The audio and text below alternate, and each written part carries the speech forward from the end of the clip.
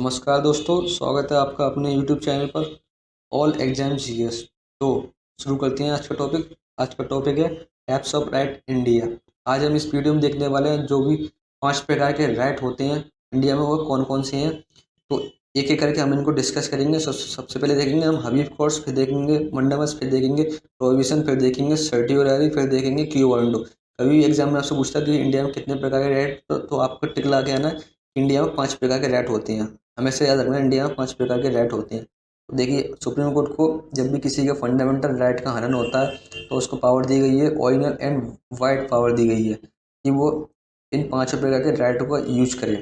ठीक है, तो हम देखते हैं एक एक करके इनके बारे में। हाईवे फोर्स पहला राइट होता है, इसका मतलब होता है to have the body of. मतलब किसी भी पर्सन को जब पुलिस डिटेंशन में ले लेती है या कोई भी अथॉरिटी वगैरह अनलॉफुल अनलॉफुल तरीके से उसको हिरासत में ले लेती है और उसको टॉर्चर वगैरह करती है, उस केस में सुप्रीम कोर्ट और हाई कोर्ट को पावर दी गई है कि वो हैवी फोर्स राइट का इस्तेमाल करे और उस पर्सन को अपने सामने उपस्थित करने के लिए ऑर्डर दे। तो इस केस में सुप्रीम कोर्ट हैवी फोर्स का इस्तेमाल करती है। उसका देखिए basic about heavy force in India. Supreme court को आर्टिकल 32 के तहत ये पावर दी गई है एंड हाई कोर्ट को आर्टिकल 226 के तहत इस राइट को इशू करने की पावर दी गई है। और इसमें एक खासियत होती है, जब प्राइवेट एंड पब्लिक अथॉरिटी दोनों के खिलाफ इशू हो सकता है। इसको इस पॉइंट से हमेशा क्वेश्चन बनता है, किसी भी एग्जाम में पूछ सकता है आपसे हैवी फोर्स या प्राइवेट इंडिविजुअल के थ्रू इशू हो सकता है, तो आप करके आना ये बहुत इंपॉर्टेंट क्वेश्चन है। उसके बाद देखिए heavy force can not issue in the following cases. जब detention is lawful and when the proceeding for the contempt of a legislature or a court, detention is contempt court, detention outside the jurisdiction of court। ये 4 cases हैं, इनमें कभी high force का इस्तेमाल नहीं हो सकता। उसका देखिए मंडमस का होता है वीक कमांड। जब भी कोई पब्लिक ऑफिसर हुआ is fail to perform his duty, कोई भी पब्लिक ऑफिसर होता है अपनी ड्यूटी को नहीं करता है और उसको मतलब कोई भी आदमी आया उसके पास, उससे कहा सर हमारे ये काम करा दीजिए, इसको पास करा दीजिए हमारे इसको कागजात को, तो वो रिफ्यूज़ कर देता है, मना कर देता है। तो उस केस में जब कोर्ट को पता चलता है तो वो कोर्ट उसको मंडमस इशू करती है कि आपको जो करना पड़ेगा, यही आपका काम है। तो इस केस में इस राइट का बहुत इस्तेमाल होता है मंडमस का। उसका देखिए बेसिक आउट मंडमस इसमें देखना, unlike the high courts mandamus can not be issue against the private individual. मैंने आपसे बताया था ना, यही एक इंपॉर्टेंट क्वेश्चन है जो पूछा जाता है। हाई कोर्ट्स प्राइवेट इंडिविजुअल के थ्रू इशू हो सकता है, लेकिन मंडमस प्राइवेट इंडिविजुअल के थ्रू असेस मतलब इशू नहीं हो सकता। आपको हमेशा ध्यान रखना है इसको। Mandamus can not issue in the following cases to enforce the department instruction that does not possess any statutory force. ये केस दिए गए हैं किन किन के थ्रू ये मंडमस इशू नहीं हो सकता। आप देख सकते हैं प्रेसिडेंट और गवर्नर के खिलाफ कभी मंडमस इशू नहीं हो सकता है and chief justice of high court इसके खिलाफ भी कभी इशू नहीं हो सकता है। और जब भी कॉन्ट्रेक्चुअल ऑब्लिगेशन होता है, मतलब आपने किसी को कॉन्ट्रैक्ट कर दिया, आपने साइन कर दिया कि हम जो आपका कॉन्ट्रैक्ट पूरा करेंगे, तो आपको वो करना पड़ेगा। इसमें ये नहीं हो सकता आपके फंडामेंटल राइट का हनन हो रहा है। जब आपने कॉन्ट्रैक्ट कर दिया, आपने लिख चुके हैं, उसमें साइन कर चुके हैं, तब भी आपको वो काम करना पड़ेगा। उसके बाद देखते हैं हम आगे provision. It is an extraordinary right to preventive nature. जी इसका प्रिवेंटिव नेचर होता है प्रोविजन। आप हमेशा याद रखते हैं, पी से प्रोविजन और पी से प्रिवेंटिव। तो कभी आपसे एमसीक्यू बोले कि प्रिवेंटिव नेचर इसका राइट का होता है, तो आप लिखेंगे प्रोविजन नेचर का। ठीक है, it prevents courts, tribunals, quasi judicial bodies and other official from exercising their power beyond their jurisdiction. जब भी किसी को पावर नहीं दी गई हो और आप उसका इस्तेमाल कर रहे हैं उस पावर का जो आप में वेस्टेड ही नहीं है, तो उसमें केस में आप सुप्रीम कोर्ट या हाई कोर्ट उसको रोक लगा सकते हैं कि जब आपको अथॉरिटी नहीं दी गई तो आप इसका इशू नहीं यूज नहीं कर सकते। इसके बाद देखिए important of provision. Right of provision can only be issue against the judicial and quasi judicial authority. वही बात है, जो भी कोई अथॉरिटी होती है जुडिशियल एंड क्वाजी जुडिशियल होनी चाहिए, उसी के खिलाफ जो हो सकता है। जब उसको राइट नहीं दिया गया तो आप उसको पावर का इस्तेमाल नहीं कर सकते, जो भी आपको पावर नहीं दी गई है। It can not issue against administrative authority. जब इंपॉर्टेंट पॉइंट है, मैंने उसको ब्लैक मार्क से हाईलाइट कर दिया।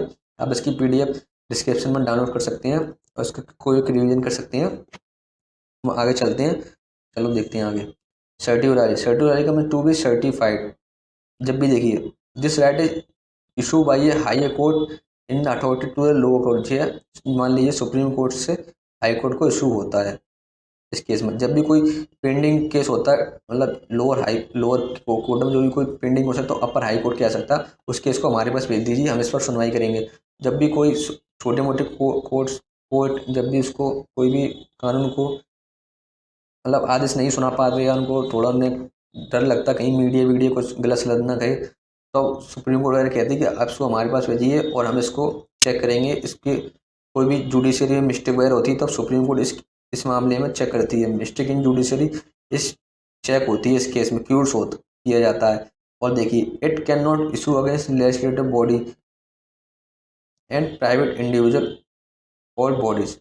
जब इंपॉर्टेंट पॉइंट है, रेड कलर से मैंने हाईलाइट कर दिया, आप इसको हमेशा याद रखना, ठीक है। उसके बाद हम आगे चलते हैं क्यू वारंटो। क्यू वारंटो का मीन्स वाई व्हाट अथॉरिटी, मतलब ये क्वेश्चन पूछा जाता है, जी देखिए क्वेश्चन मार्क लगाया, इसका मतलब जी वाई व्हाट अथॉरिटी, मतलब आप खुद ही समझ सकते। Objected, prevent the person from wrongfully और फोर्सफुली होल्डिंग एनी ऑफिस।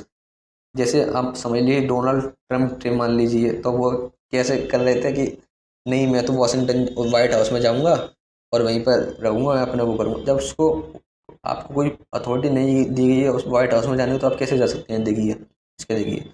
और कंटिन्यूइंग ऑफिस,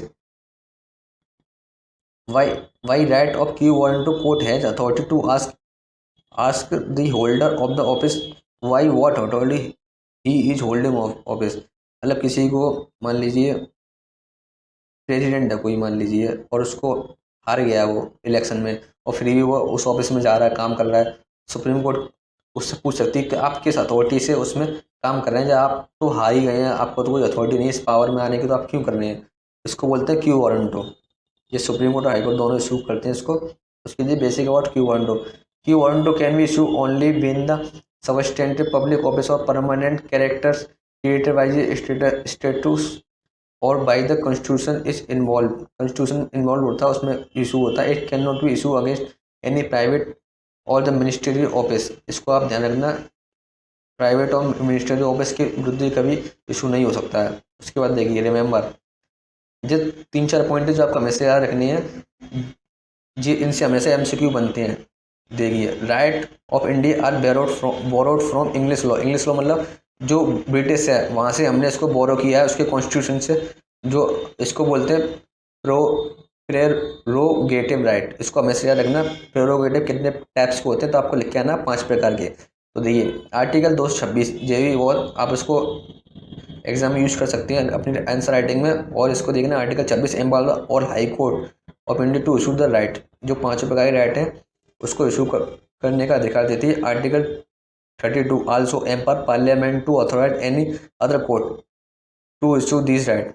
पार्लियामेंट चाहे तो किसी हाई कोर्ट और सुप्रीम कोर्टों के अलावा किसी भी अलग कोर्टों को राइट दे सकती है कि वो जो 5 प्रकार के राइटों को इशू कर सकती है।